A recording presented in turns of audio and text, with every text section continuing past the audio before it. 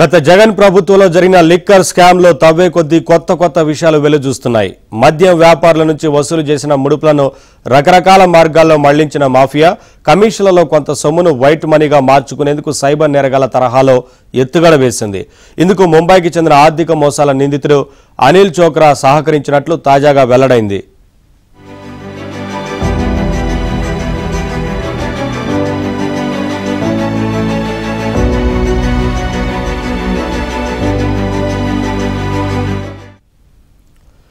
ప్రతి నెల రాష్ట్రంలో 60 కోట్లకు పైగా కొల్లగొడుతున్న సైబర్ నేరగాళ్లు ఆ సొమ్మును మొదట మ్యూల్ ఖాతాలకు బదిలీ చేయడం, తర్వాత వీలైనన్ని ఎక్కువ బ్యాంకు ఖాతాలకు మళ్లించి విత్డ్రా చేయడం, బాధితుల ఫిర్యాదు చేసి పోలీసులు గుర్తించే లోపే ఆ ఖాతాల లావాదేవీలను పూర్తిగా ఆపేస్తున్నారు.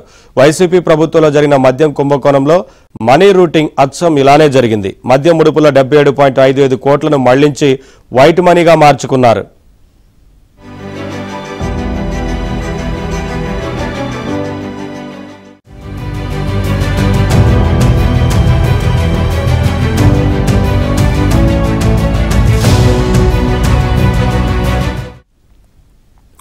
మద్యం వ్యాపారుల నుంచి ప్రతి నెల 60 కోట్లు వసూలు చేసిన లిక్కర్ సిండికేట్ అందులో పలు దఫాలు కోట్లాది రూపాయలను వైట్ మనీగా మార్చుకోవడానికి 4 డొల్ల కంపెనీల ఖాతాల్లోకి జమ చేసింది. ఆ తర్వాత అడ్రస్ లేని 32 ఖాతాల్లోనికి బదిలీ చేసి వైట్ మనీగా విత్డ్రా చేసుకుంది.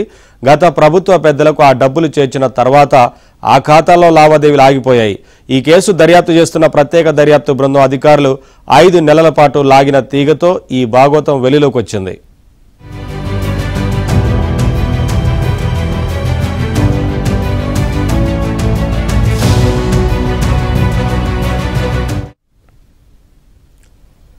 లిక్కర్ స్కామ్ లో కీలక సూత్రధారి రాజ్ కసిరెడ్డితో వ్యవహారం నడిపిన ముంబై వాసి అనిల్ చోక్రాను సిట్ అధికారులు అరెస్టు చేసి విజయవాడ ఏసీబీ కోర్టులో హాజరుపరిచారు.